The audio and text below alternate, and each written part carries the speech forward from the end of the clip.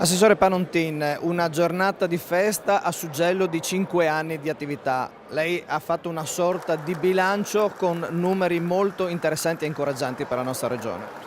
Sì, credo che fosse l'occasione giusta per salutare. Questa è l'ultima occasione collettiva rappresentata dalla Festa del Volontariato per salutare tutti a chiusura di questo mandato. Sono stati 5 anni appassionanti, intensi, impegnativi.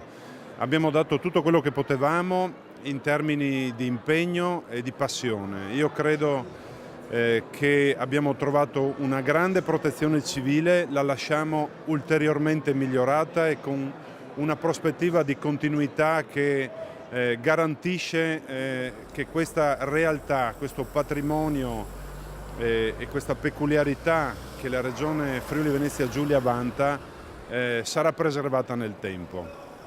Sono numeri importanti anche in termini di interventi fatti, di risorse spese, di formazione, di iniziative a cui abbiamo partecipato in giro per l'Italia, portando l'eccellenza della protezione civile del Friuli Venezia Giulia come esempio per la nazione. Ci è stato riconosciuto da chi ha avuto le nostre attenzioni, da ultimo il Comune di Sarnano con delle bellissime parole del sindaco, ci è stato riconosciuto dal capo del Dipartimento della Protezione Civile, ci è stato riconosciuto dal Presidente del Consiglio Gentiloni. Credo che io ho avuto il privilegio di guidare questa fantastica macchina, questa grande famiglia. È una squadra che funziona, una squadra professionale e di grande livello, ed è davvero stato un piacere poterla guidare e un privilegio poterla guidare. Al capo del Dipartimento Nazionale della Protezione Civile ha detto parole abbastanza chiare: difenderemo con le unghie e con i denti la nostra protezione civile regionale.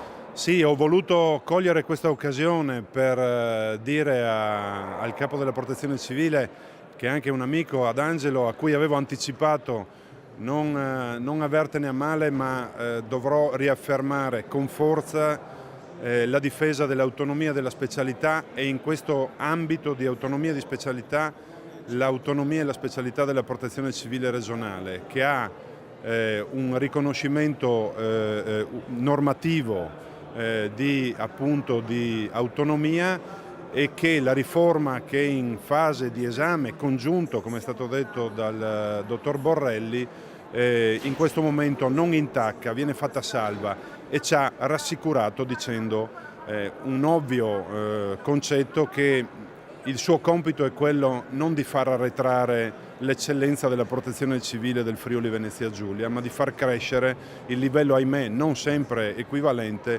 di altre realtà regionali e portarle a un livello sufficiente.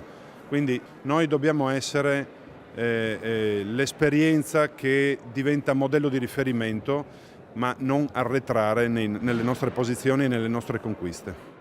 Dottor Borrelli, qui si sente praticamente a casa, visto che la protezione civile è nata dalle macerie del terremoto del 76. C'è stato un monito molto preciso e chiaro da parte dell'assessore Panontin, e ribadito anche dal vicepresidente della regione Bolzonello: mantenere integra la protezione civile del Friuli Venezia Giulia.